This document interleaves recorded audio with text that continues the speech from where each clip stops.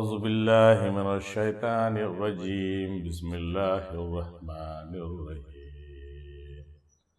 ولله الحمد رب السماوات رب الأرض ورب العالمين وله الكبرياء في السماوات والأرض وهو العزيز الحكيم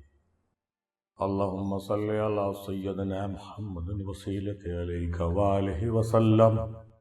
کثیرا کثیرا حرفا حرفا الفا الفا دائما ابدا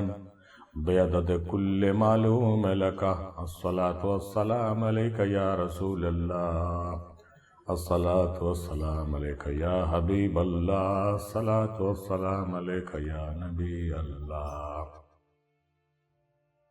محترم سامعین السلام علیکم ورحمۃ اللہ وبرکاتہ۔ مرکز افضلیہ کے جانب سے پیش ہونے والے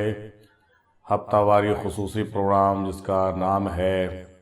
سوال و جواب غور و فکر اور تجزیہ نامہ آن لائن ڈسکشن، اس پروگرام میں اس ہفتے کا یعنی پچھلے ہفتے کا سوال تھا سورہ آل عمران آیت نمبر 43 میں ہے، اس کا ترجمہ ہے کہ اے مریم علیہ السلام اپنے پروردگار کی اطاعت کرو اور سجدہ کرو اور رکوع کرنے والوں کے ساتھ رکوع کرتی رہو۔ سجدہ کرو اور رکوع کرنے والوں کے ساتھ رکوع کرتی رہو۔ اس آیت میں سوال یہ پیدا ہوتا ہے کہ وہ رکوع کرنے والے کون ہیں جن کے ساتھ رکوع کرنے کو حضرت مریم علیہ السلام کو کہا گیا ہے، اور صرف سجدہ اور رکوع کرنے کو ہی کیوں کہا گیا ہے، مکمل صلاۃ کا حکم کیوں نہیں دیا گیا ہے۔ یہ سوال ہے آج کا، شریعت، طریقت، حقیقت، معرفت کے حوالے سے گفتگو کرنا ہے۔ سوال ہے رکوع کرنا کیا ہے اور سجدہ کرنا کیا ہے۔ یہ جو سجدہ اور رکوع کا ذکر اس آیت میں ملتا ہے سورہ آل عمران کے آیت نمبر 43 میں، اس کی جرح فرمائیے، اس کی جرح پر آج بات کرنا ہے۔ آئیے اس جرح پر ہم لوگ بات کرتے ہیں اور غور کرتے ہیں کہ کس طریقے کی گفتگو اس میں کی جا رہی ہے اور کون کون لوگ اس میں حصہ لیں گے۔ جناب صوفی صادق الرحمان صاحب پاکستان سے، جناب صوفی عدیل احمد قادری صاحب پاکستان سے، اس کے علاوہ جناب سید مسعود علی شاہ قادری صاحب ہیں، جناب محمد طیب ستاری قادری صاحب ہیں، اس کے علاوہ جناب مشتاق ابراہیم صاحب ہیں، جناب شاہ محمد انور حسینی صاحب قبلہ مدظ اللہ العالی بھی ہیں، محترمہ عشرت فاطمہ صاحبہ بھی ہیں، اور صوفی سید ایوب محمودی چشتی صاحب بھی ہیں، اور پیر مظہر قیوم شاہ قادری صاحب بھی رہیں گے اس میں۔ آئیے غور کرتے ہیں اور سمجھتے ہیں کہ رکوع کی حقیقت اور سجدہ کی حقیقت دراصل ہے کیا۔ رکوع اور سجدہ پر گفتگو کرنے کے لیے آدھا گھنٹہ وقت نکالا جائے اور دیکھا جائے کہ اس جرح میں، اس تجزیہ نامے میں کیا باتیں نکل کر سامنے آ رہی ہیں۔ انشاءاللہ تعالی شروع کرتے ہیں۔ جناب صادق الرحمان صاحب نے کہا کہ شریعتاً اس آیت میں نماز باجماعت کی دلیل ملتی ہے، اور اس کی تاکید ہے کہ صوفیاء اکرام کے نقطہ نظر سے یہ آیت ایک نصیحت ہے مریم علیہ السلام کے لیے، ماں کے ذریعے روح کو خطاب ہے،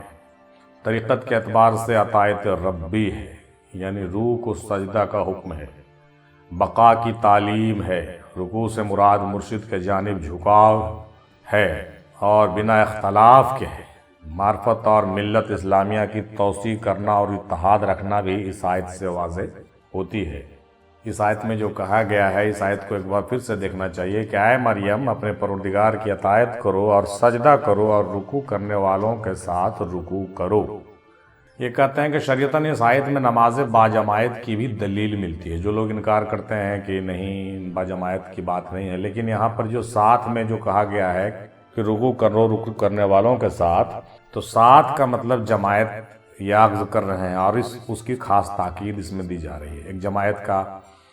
جو ہے نشاندہی بھی ہے۔ صوفیاء کے نقطہ نظر سے اگر یہ دیکھا جائے تو اس آیت کو،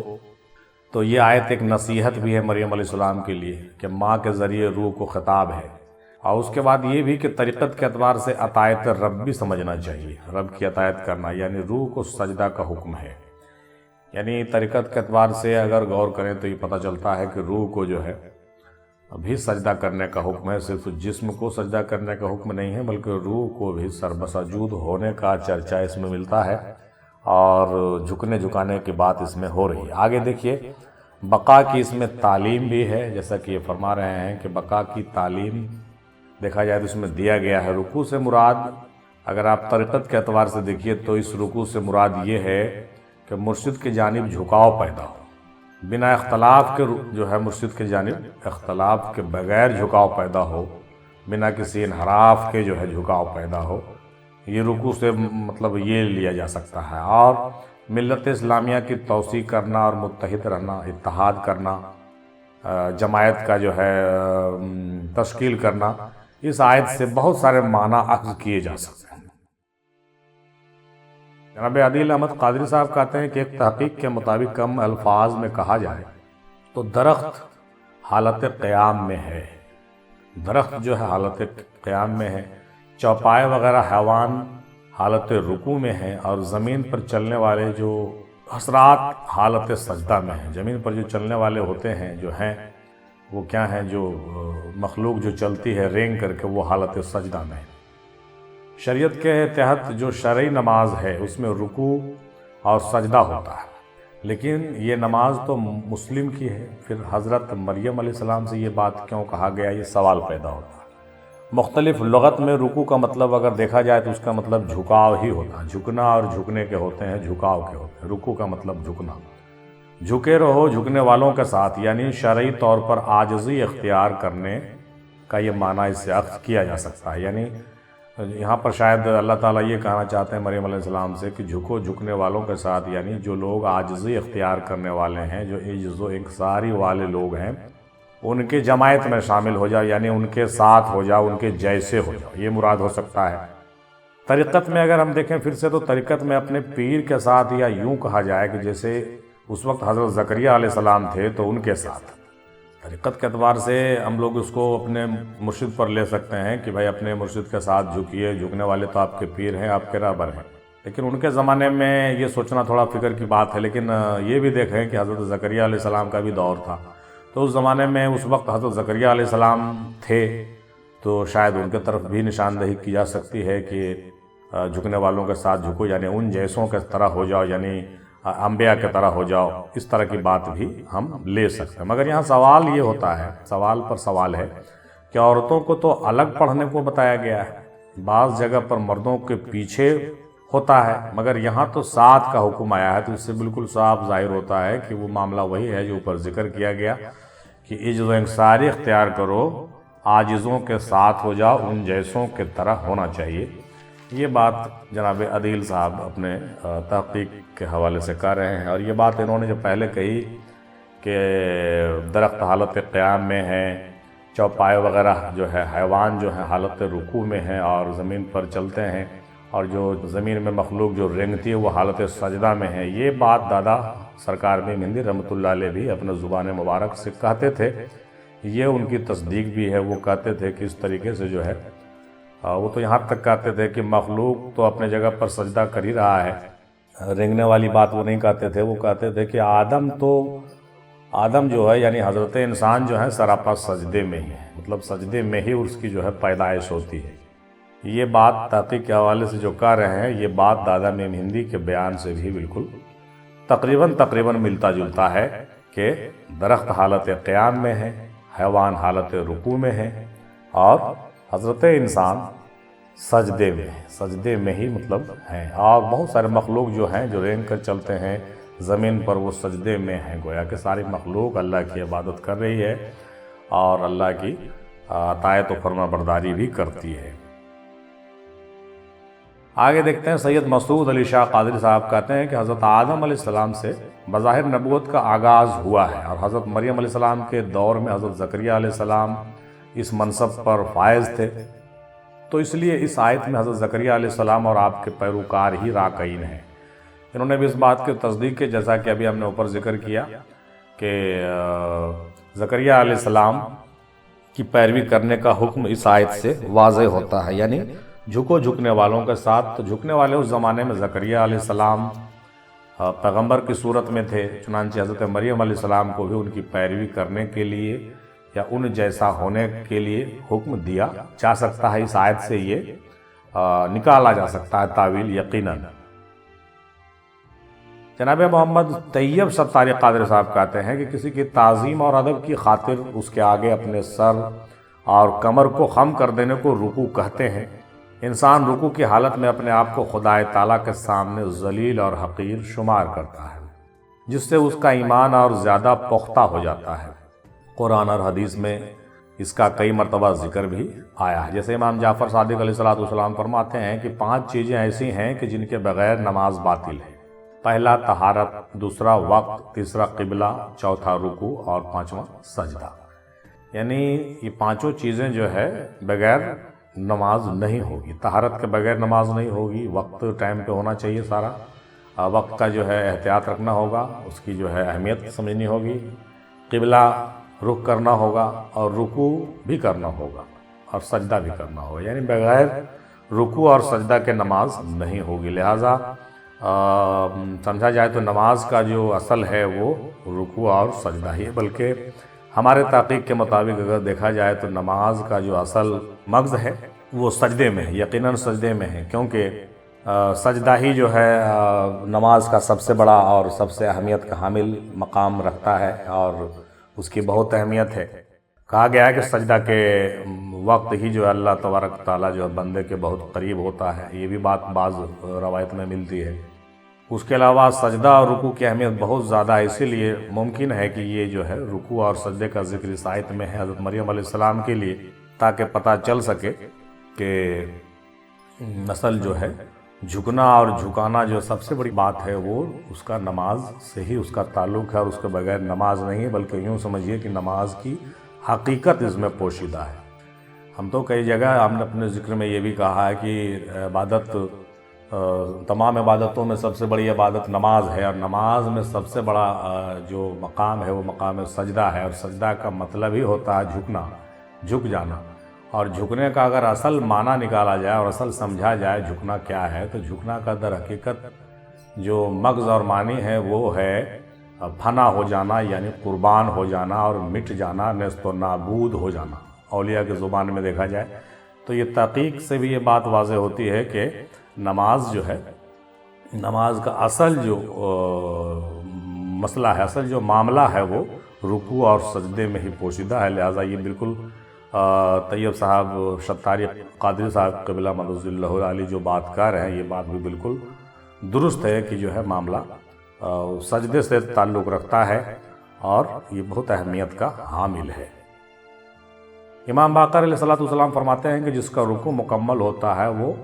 وحشت قبر سے محفوظ رہے گا۔ امام باقر علیہ السلام کا ذکر یہ رکوع کے حوالے سے ہو یہ ہے، یعنی رکوع اہمیت کا حامل ہے۔ خدا تعالیٰ قرآن مجید میں رکوع کرنے والوں کو متعارف کراتا ہے سورہ مائدہ آیت نمبر 55 میں، اے ایمان والو تمہارا حاکم اور سرپرست بس اللہ ہے،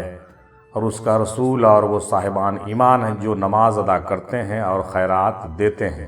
جبکہ وہ رکوع کر رہے ہوتے ہیں۔ یعنی یہ رکوع کرنے والے اہل بیت علیہ السلام ہیں، بالخصوص حضرت مولا علی۔ یہ سورہ مائدہ کی آیت سے یہ بات واضح ہوتی ہے کہ رکوع کی اہمیت بہت ہے، بہت زیادہ ہے، اور یقیناً رکوع کرنے والے کون لوگ ہیں یہ بھی یہاں پر واضح ہو رہا ہے۔ اہل علم جانتے ہیں کہ نماز کا حکم ابتدا اسلام ہی سے آ گیا تھا،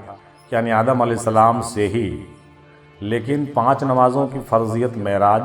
میں ہوئی، یعنی معراج رسول صلی اللہ تعالیٰ علیہ وسلم میں 5 نمازوں کا ذکر آیا، 5 نمازوں کی بات آئی، لیکن نماز تو پہلے بھی تھا، مختلف طریقے تھے اس کے پڑھنے کے اور ادا کرنے کے، الگ الگ وقتوں میں الگ الگ طریقے سے نماز کو پڑھا گیا، نماز کو ادا کیا گیا۔ تو اس میں دیکھا جائے تو دراصل جو مراد ہے نماز سے وہ اسی طرف اشارہ اس میں ملتا ہے کہ اللہ تبارک تعالیٰ کی طرف جھکاؤ پیدا ہو اور عجز و انکساری پیدا ہو، بلکہ میرے زبان میں اگر یہ کہیں تو ہم یہ تو کہنا چاہیں گے صاف صاف کہ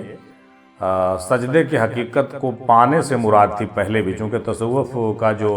کچھ بنیادی معاملات تھا وہ پہلے سے بھی تمام انبیاء سے چلا آ رہا ہے۔ حضرت آدم علیہ السلام کے زمانے سے ہی جو ہے تصوف اور تزکیہ تصفیہ کا جو تعلیم ہے تھوڑا تھوڑا ہر انبیاء کی صورت میں انبیاء کے وسیلے سے ہم لوگوں کو دیا جا رہا ہے، تمام بنی نوع انسان کو دیا گیا ہے۔ لہٰذا وہ یوں سمجھ لیجئے کہ شروع سے ہی جو ہے رکوع اور سجدہ کی تعلیم دی جا رہی ہے، عجز و انکساری کی تعلیم دی جا رہی ہے، یہاں تک کہ فنا اور بقا کے طرف اللہ تبارک تعالیٰ نے شروع سے ہی جو ہے اپنے بندوں کو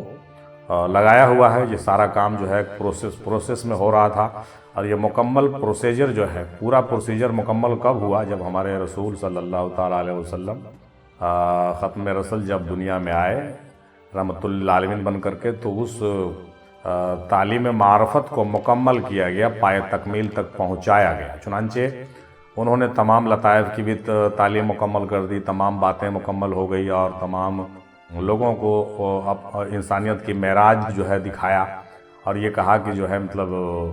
ہم کہاں تک پہنچ سکتے ہیں، ہماری پہنچ کہاں تک ہے، اور ہمارے نقش قدم پہ چلو گے تو ہمارا امت جو ہے وہ بھی منزل انا تک پہنچے گا، اور بالکل مکمل فنا ہو کر کے انا کی منزل کو پہنچے گا، انا تک پہنچے گا، اور واصل بحق ہو سکتا ہے۔ یہ تعلیم رسول پاک صلی اللہ تعالیٰ علیہ وسلم کی خصوصی ہے۔ تو معاملہ یہی ہے کہ اس وقت بھی جو رکوع اور سجود کی بات ہوتی تھی، اس کا بھی ٹارگٹ یہی تھا، موٹو یہی تھا۔ چنانچہ یہ بات واضح ہوتی جا رہی ہے، اور آخر میں انہوں نے بالکل صحیح کہا کہ رکوع کرنے والے اہل بیت علیہ السلام ہی ہیں، اور ان سے بہتر رکوع اور سجود کرنے والے کون ہو سکتے ہیں؟ چونکہ تعلیم کا جو معیار تھا یہاں پہ بلند تھا، اور بالکل اپنے اختتام پر تھا، منزل و مقصود پر تھا، اخفا اور انا تک کی تعلیم یہاں پر مکمل ہو گئی۔ تو یہ بات تحقیق میں واضح ہو رہی ہے، اور معراج میں جانے کے بعد جو ہے اس کا ایک پروسیس اور شریعتی اعتبار سے کیسے پڑھا جائے یہ تو بعد میں بتایا گیا، لیکن اس کا جو ماحصل تھا، اس کا جو کہیے کہ مین اصل جو پروٹوکول اس کا تھا، وہ تو پہلے ہی بتایا جا چکا تھا اور پہلے سے چلا آ رہا۔ البتہ پہلے کی نماز کا طریقہ تھوڑا مختلف تھا، اور رکعت کی تعداد میں کچھ فرق تھی۔ قرآن میں اس کا ذکر موجود ہے، اور اکثر انبیاء کو صلاۃ کا حکم دیا گیا تھا، اور اکثر انبیاء نماز پڑھتے تھے، ذکر کرتے تھے، اور اس کا ایک طریقہ جو تھا مختلف تھا۔ کچھ لوگ بیٹھ کے پڑھتے تھے، کچھ لوگ کھڑے کھڑے پڑھتے تھے، کچھ لوگ جھک کے پڑھتے تھے، اس طریقے سے کچھ لوگ دعا کرتے تھے۔ بہت طریقے، الگ الگ انبیاء کے الگ الگ طریقے بتائے جاتے ہیں، اور یہ ہم لوگ سنتے بھی آتے ہیں۔ جناب مشتاق ابراہیم صاحب کہتے ہیں کہ اے مریم فرما برداری کرو واسطے پروردگار اپنے کے، اور سجدہ کیا کرو اور رکوع کیا کرو ساتھ رکوع کرنے والوں کے، یعنی رکوع سے مراد رجوع کرنے کے ہیں۔ انہوں نے کہا کہ رکوع کا مطلب یہاں پر رجوع کرنا، رجوع کرنا در حقیقت تھا جو رکوع کرنے والے لوگ ہیں ان لوگوں کے ساتھ رجوع کرنے کا حکم ہے۔ ان کا بھی کل ملا کر کے سمجھا جائے تو بات وہی ہے جو آگے کے محققین حضرات نے کہا ہے۔ جناب شاہ محمد انور حسینی صاحب قبلہ کہتے ہیں کہ رکوع سے مراد اپنے دل کو اپنے پروردگار کی طرف جھکانا ہے۔ اس کو طریقت میں تصدیق بالقلب بھی کہتے ہیں، تصدیق بالقلب، اور انسان تو خود سراپا کلمہ ہی ہے۔ انہوں نے ساری باتیں جو کہی، ان کا جو موٹو تھا وہ یہ تھا کہ رکوع سے مراد اپنے دل کو اپنے پروردگار کی طرف جھکانا ہے، جیسا کہ ہم نے اس کا بھی ذکر کیا کہ رکوع، اور بلکہ رکوع ہی نہیں بلکہ سجدہ کا بھی جو اصل مراد ہے وہ یہی ہے کہ پروردگار کی طرف مطلب جھک جا۔ اب یہاں پر یہ بات ذہن نشین کر لیں کہ جسم کو جھکانے اور جسم کو سجدے میں ڈالنے سے مقصد سجدہ مکمل نہیں ہوتا۔ یہ ہم اپنا ایک سوچ اور فکر آپ کو بتا رہے ہیں کہ جسم کو جھکانے سے اور سجدے میں چلے جانے سے سجدے کا مقصد حاصل نہیں ہوتا۔ ہم نے پہلے کہا کہ سجدے کا جو مقصد ہے وہ رجوع کرنا ہے، جھکانا ہے، اور در حقیقت قربان ہونا اور فنا ہونا اس کا اصل مقصد ہے۔ تو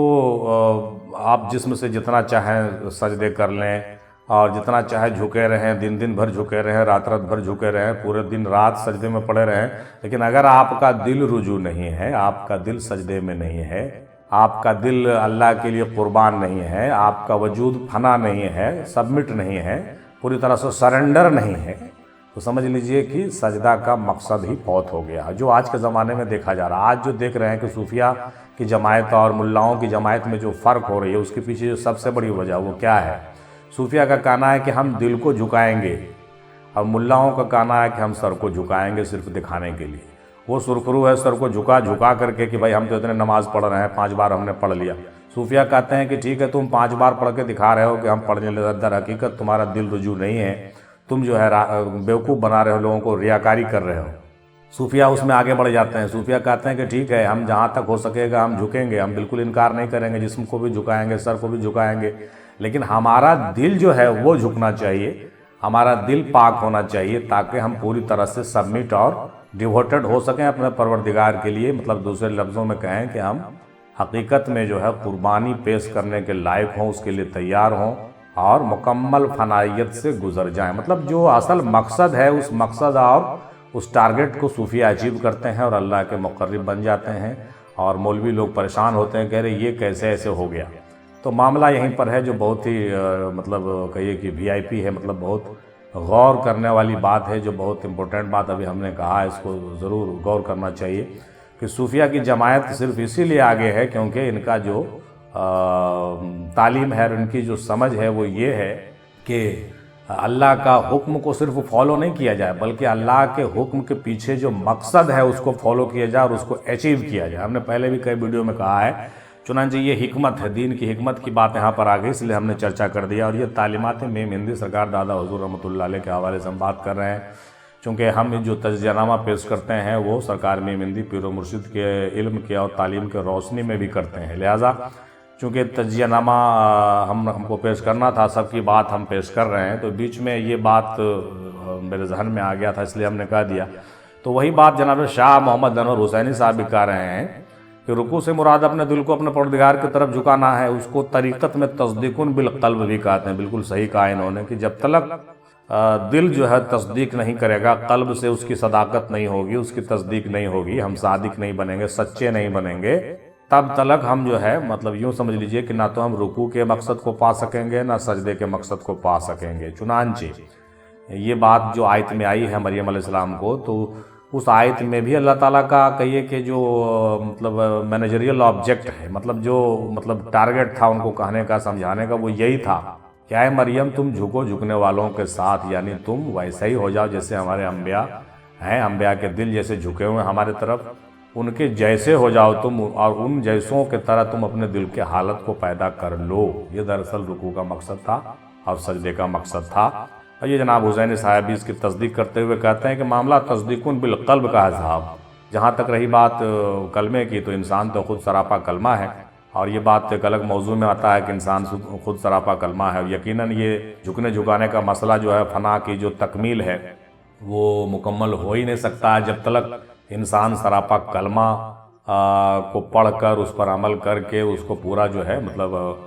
یوں کہیے کہ اس آپریشن کو کمپلیٹ نہ کر لے. ہم تو کہتے ہیں کہ جو ہے کلمہ کو پڑھنے کی چیز نہیں بلکہ ایک مشن ہے, اس مشن کو کہیے کہ بالکل منزل و مقصود تک پہنچانا پڑتا ہے. یہ بات حضرت ابوالحسن خرقانی رحمۃ اللہ علیہ نے بھی کہا تھا کہ بھائی ہم جو ہے مشن کلمہ میں, مشن توحید میں مست ہوں, محو ہوں, مجھے کسی اور کام کی فرصت نہیں ہے. بعض بزرگوں نے بھی اس کو جو ہے کافی سیریسلی لیا اور کہا کہ بھائی مجھے کسی کام سے مطلب نہیں ہے, میں کلمہ طیب کے مشن کو, کلمہ طیب کے آپریشن کو پورا کر رہا ہوں. اور ہمارا بھی یہ ماننا ہے, ہمارا جو ہے یہ کہنا, مرکز افضلیہ بھی اس بات کی تصدیق کرتا ہے کہ جو ہے کلمہ صرف زبان سے پڑھنے کی چیز نہیں ہے بلکہ کلمہ کو دل و جگر میں اتارنے کی چیز ہے. اور ہم نے پہلے بھی کہا کہ کلمہ سے تعلق رکھنے والے تمام 7 لطائف ہیں ہمارے وجود میں, اور سارا کائنات کا جو راز ہے وہ کلمے سے جڑا ہوا ہے.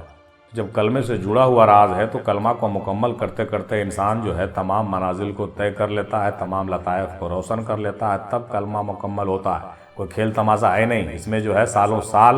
لگ جاتے ہیں. پورا جو ہے معاملہ ہے پورا ایک پروسیجر کے طور پہ چلایا جاتا ہے جو ایک کامل پیر اپنے نگرانی میں کرتے ہیں. بہرحال ہم دوسری طرف چلے جا رہے ہیں چونکہ موضوع ہمارا یہ نہیں ہے. تو انور حسینی صاحب کہہ رہے ہیں کہ تصدیقن بالقلب بھی اس کو کہتے ہیں, اور انسان خود سراپا کلمہ. جناب محترمہ اشرف فاطمہ صاحبہ کہتے ہیں کہ لفظ ارکو کے روٹ الفاظ جو ہیں رے کاف عین ہیں. اس کے معنی ہے قبول کرنا, راضی ہونا. سورہ آل عمران آیت نمبر 43-42, جس کا ترجمہ ہے کہ اور جب فرشتوں نے کہا کہ اے مریم بے شک اللہ نے تمہیں پاکیزگی عطا کی ہے اور آج تمہیں سارے عالم کی عورتوں پر برگزیدہ کر دیا ہے. یہاں پر ایک بات اور یاد آ رہا ہے, وہ ہم کہہ دیتے ہیں. بعض لوگ جو ہے یہ بھی لکھتے ہیں اور کہتے ہیں کہ قرآن سے آپ بات ہی نہیں کرتے ہیں. کچھ لوگ کہتے ہیں کہ قرآن سے آپ بات نہیں کرتے ہیں, اچھی بات نہیں ہے. دیکھیے قرآن صرف عربی کو قرآن نہیں کہتے ہیں، قرآن عربی میں اترا ہے تو عربی اگر کوئی پڑھے اور کچھ سمجھے نہیں تو وہ بیکار بات۔ ہم قرآن کو عربی میں نہیں پڑھتے ہیں جان بوجھ کر کے کہ آپ کو اصل مقصد اور اصل جو اس میں بات ہے وہ سمجھنا ہے۔ اصل قرآن کے اندر کیا ہے، قرآن میں کیا بات کہی گئی، وہ میسج فارورڈ ہونا چاہیے، وہ میسج ٹرانسفر ہونا چاہیے، جس کی سخت کمی ہے آج کے ڈیٹ میں۔ ورنہ سب مولوی صاحب قرآن شریف یاد کر کے رہتے ہیں اور ان کو کچھ آتا ہوتا ہے نہیں، پورا قرآن شریف حفظ کر لیا اور ایک لفظ نہیں پتہ ہے تو پھر بیکار بات ہے ویسا۔ تو وہ جو ہے صرف تلفظ کو صحیح کرنے اور بڑی ہے چھوٹی سین بڑی سین کرتے کرتے پوری زندگی گزار دینا ہمارا مقصد نہیں۔ ہمارا جو مرکز افضلیہ کا جو ٹارگٹ ہے وہ یہ ہے کہ قرآن کے مفہوم آپ تک پہنچیں، اللہ والوں کے مفہوم اور اس کے تعلیم اور وہ میسج آپ تک پہنچنا چاہیے۔ اس لیے ہم زیادہ تر کوشش کرتے ہیں کہ ہم عربی نہیں پڑھتے ہیں بلکہ ہم صرف اردو سے آپ کو میسج دیتے ہیں، اور ویسے بھی ہم اقرار کرتے ہیں اس بات کا کہ عربی ہماری کمزور ہے، اس لیے پریشان ہونے کی ضرورت نہیں ہے۔ عربی آپ ہم نے ریفرنس کر دیا ہے، خوب اچھے سے سورہ آل عمران آیت نمبر جتنا ہم بتاتے ہیں اس کو آپ خوب گھر میں پڑھیں، خوب زور زور سے تلاوت کریں، خوب زور زور سے اس کا ماخذ نکالیں، پورا تلفظ نکالیں۔ وہ آپ کی ڈیوٹی ہے، میری ڈیوٹی نہیں ہے۔ ہم آپ کو اپنا میسج آپ تک پہنچانا چاہتے ہیں، لہٰذا اس بات سے ہم یہ بتانا مقصود میرا ہے کہ بعض لوگوں نے ہم کو جو ہے ڈائریکٹلی کئی بار یہ بات کہا کہ بھائی قرآن صحیح پڑھنا سیکھو، اور قرآن کا عربی نہیں پڑھتا ہے صرف اردو پڑھتا ہے، یہ کیا بات ہو گئی؟ تو میرا کہنا یہ ہے ان سے کہ آپ عربی کو اچھے سے پڑھیں، مبارک ہو آپ کو عربی، ٹھیک ہے، اور آپ کا تلفظ بھی آپ ہی کو مبارک ہو۔ ہم کو نہ تو عربی سے مطلب ہے نہ اس تلفظ سے مطلب ہے، ہم کو قرآن مجید میں اللہ تعالیٰ نے کیا میسج دیا ہے اس سے مطلب ہے، ٹھیک ہے۔ حالانکہ یہ جملہ گستاخانہ محسوس ہو رہا ہوگا آپ کو، لیکن گستاخانہ نہیں ہے، یہ حقیقت ہے کہ ہم وہ کریں گے جو اللہ تعالیٰ کہنا چاہتے ہیں، جو حکم دے رہے ہیں اس کو سمجھیں گے اور کریں گے، نہ کہ صرف جو ہے پڑھتے رہیں گے، یہ مقصد نہیں ہے۔ اور یہی میسج ہم بھی سب کو دیتے ہیں کہ آپ عربی سیکھیں، منع نہیں ہے، عربی سیکھیں، انگریزی سیکھیں، فارسی سیکھیں، اردو سیکھیں، سارا لینگویج سیکھیں، لیکن سیکھنا الگ چیز ہے اور عمل کرنا الگ چیز ہے، ٹھیک ہے۔ تو جب آپ عمل کرنا چاہیں گے تو آپ کو سمجھنے کی ضرورت ہوگی، تو سمجھنے کے لیے آپ کو کیا کرنا ہوگا، اس کا مفہوم اور اس کی جو جرا ہے، اس کی جو تفسیر ہے وہ آپ کو دیکھنی پڑے گی، اس کی تعویل ہے وہ دیکھنے پڑے گی۔ چنانچہ مرکز افضلیہ ایجوکیشن ٹرسٹ کا یہ کہیے کہ اصل جو فوکس ہے وہ یہ ہے کہ لینگویج پر بات نہیں ہو بلکہ تصوف کے مغز پر بات ہو۔ تصوف کی جو اصل ماہیت اور تعلیم ہے، جو اس کا مغز ہے، جو اس کا کہیے کہ ماحصل ہے، ماحصل کہتے ہیں اس کو، ٹھیک ہے، تو وہ اس پر ہم لوگ بات کرتے ہیں اور اسی پر ہم لوگ ریسرچ کرتے ہیں، اور اصل ہمارا مقصد بھی ہے۔ لہٰذا ان چیزوں کے لیے ہمارے پاس ٹائم نہیں ہے، جتنا تلاوت کرنے اور عربی کے الفاظ کو سدھار کے بتانے اور پڑھنے میں ہم وقت لگائیں گے، اس سے کہیں زیادہ وقت اگر ہم اس کو سمجھنے میں لگا دیں تو میرا خیال ہے، اپنا یہ سوچ ہے کہ آپ کے لیے اور ہمارے لیے زیادہ بہتر ہوگا۔ چنانچہ یہ ذہن میں اچانک یہ بات آئی، اس لیے ہم نے کہہ دیا، معذرت کے ساتھ۔ آگے بڑھتے ہوئے سورہ آل عمران آیت نمبر 43-42 میں ہے جس کا ترجمہ، اور جب فرشتوں نے کہا کہ اے مریم، بے شک اللہ نے تمہیں پاکیزگی عطا کی ہے اور آج تمہیں سارے عالم کی عورتوں پر برگزیدہ کر دیا ہے، اور اے مریم اپنے پروردگار کی اطاعت کرو اور سجدہ کرو اور رکوع کرنے والوں کے ساتھ رکوع کرو، یعنی اے مریم تم پاک باز ہو جاؤ اپنے رب کے لیے اور سجدہ کرو یعنی رابطہ پیدا کرو، رکوع کرو یعنی راضی ہو جاؤ ان کے ساتھ جو راضیتاً مرضیہ۔ سبحان اللہ، انہوں نے بھی بہت اچھی کوشش کی ہے، محترمہ عشرت فاطمہ صاحبہ نے بہت اچھی بات انہوں نے پیش کی ہے۔ یقیناً انہوں نے راضیہ مرضیہ کہا کر کے یہ واضح کر دیا کہ یقیناً جھکنے اور جھکانے کا جو مسئلہ ہے، یعنی رکوع اور سجود کا جو مقصد ہے یقیناً راضیتاً مرضیہ تک پہنچنا ہی ہے، جیسا کہ ہم نے پہلے وہ ذکر کیا کہ بالکل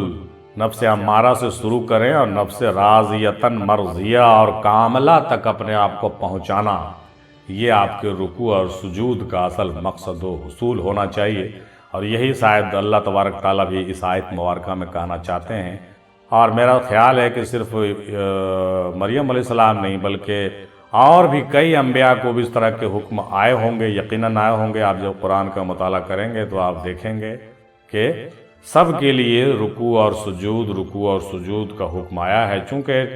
جو انسان کو پیدا کرنے کا مقصد ہے وہ دیکھا جائے تو نماز ہی ہے، اور سجدہ ہی ہے اور فنائیت اور بقائیت ہی ہے، لہٰذا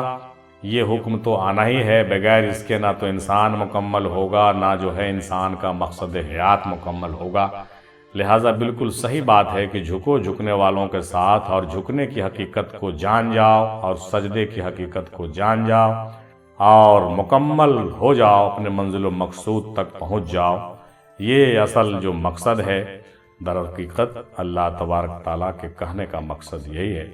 ان آیات سے سیدہ طیبہ طاہرہ بی بی بطول زہرا سلام اللہ علیہا کے صفات سامنے آتے ہیں، اور یقیناً بی بی فاطمہ سلام اللہ علیہا اور اہل بیت علیہ الصلوۃ والسلام اس گیم میں یقیناً ٹاپر ہیں۔ ہم نے پہلے بھی کہا کہ اس کا کوئی مقابلہ نہیں ہے، ان ہستیوں کا کوئی کسی انبیاء سے مقابلہ نہیں ہے، یہ بات حق ہے۔ اس بات کی تصدیق صرف ہم نہیں کرتے ہیں بلکہ تمام سچے علماء، سچے صوفیاء، سچے اولیاء نے کیا ہے۔ لہٰذا رکوع کی اور حقیقت اور سجدے کی حقیقت کو اگر ہم لوگ واقعی سمجھ جائیں تو جھکنے والے ہو جائیں، سجدہ کرنے والے ہو جائیں اور اپنے منزل و مقصود کو پانے والے ہو جائیں۔ ہاں بے شک۔ چنانچہ ابھی آپ عشرت فاطمہ صاحبہ کی بات تحقیق کے حوالے سے سن رہے تھے، اور آگے انہوں نے یہ بھی لکھا تھا کہ حدیث شریف میں روایت ہے کہ حضرت مریم علیہ السلام عورتوں میں سب سے پہلے جنت میں داخل ہوں گے، کیونکہ آپ کے ہاتھ میں اس سواری کی لگام ہوگی جس پر بی بی پاک زہرا سلام اللہ علیہا ہوں گے۔ یقیناً یعنی بعض روایت میں یہ بات آتی ہے کہ مریم علیہ السلام عورتوں میں سب سے پہلے جنت میں داخل کیسے ہوں گے، کیونکہ عورتوں کے سردار تو بی بی فاطمہ سلام اللہ علیہا ہوگی، لیکن ان کو لے کر کے جانے والی، آگے آگے چلنے والی وہی ہوں گی جن کے سواری کا لگام ان کے ہاتھ میں ہوگا۔ مطلب یہ ہوا کہ یہ پاک ہستیوں کی بات ہے، اس لیے پاک ہستیوں سے یہ بات کہی گئی ہے۔ جناب صوفی سید ایوب محمودی صاحب قبلہ مدظ اللہ العالی کہتے ہیں کہ رکوع کہتے ہیں رکنے کو۔ بی بی مریم علیہ السلام کو حکم ہے کہ اے مریم اپنے رب کے سامنے ادب سے کھڑی ہو اور اس کے لیے سجدہ کرو، اور رکو رکنے والوں کے ساتھ، یعنی اس مقام پر جہاں رب ہے۔ انہوں نے ایک صوفیانہ اصطلاح اور صوفیانہ جو ہے بات کہی، اور ایک کہیے کہ نشاندہی کیا کہ بھائی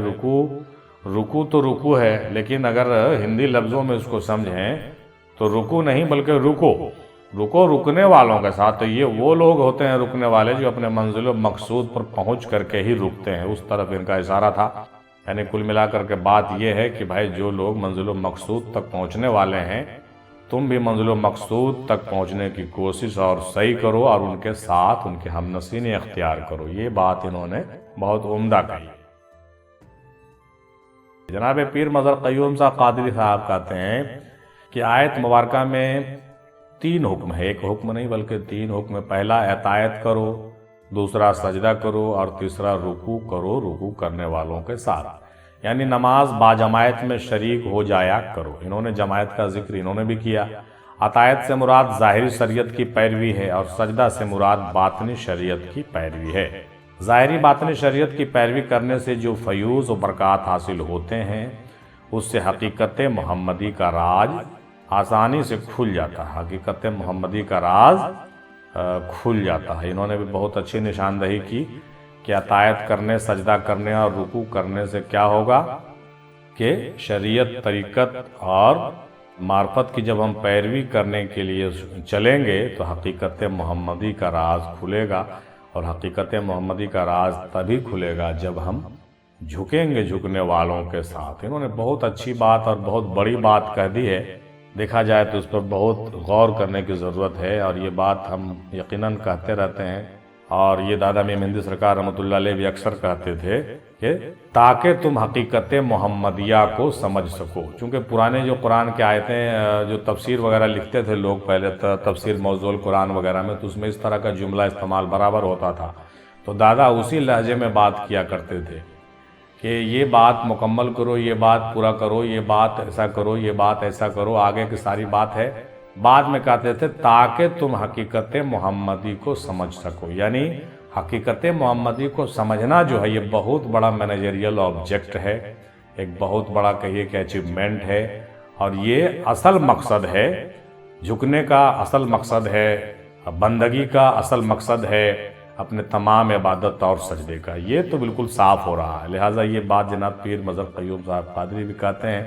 بہت مشکور و ممنون ہم تمام اسکالر حضرات، تمام پیران اعظام اور تمام جو ہے صوفیہ حضرات کے ہیں، اپنے تمام ٹیم کے جانب سے، کہ انہوں نے اتنے عمدہ تحقیقات ارسال فرمایا اور ہم نے اس کا تجزیہ پیش کیا ہے۔ امید ہے کہ یہ ہماری کوشش کامیاب رہی ہوگی اور اس سے بہت کچھ سیکھنے سمجھنے کو ملا ہوگا۔ اللہ تبارک تعالیٰ سے دعا ہے کہ ہم لوگوں کو سچی ہدایت اور رکوع اور سجود کرنے والا ہی نہیں بلکہ رکوع اور سجود کرنے کے مقصد کو سمجھنے والا اور اس مقصد کو پایہ تکمیل تک پہنچانے والا بنائے۔ آمین ثم آمین۔ وآخر دعوانا الحمدللہ رب العالمین برحمتک یا ارحم الراحمین۔ حق لا الہ الا اللہ محمد رسول اللہ صلی اللہ تعالی علیہ وسلم۔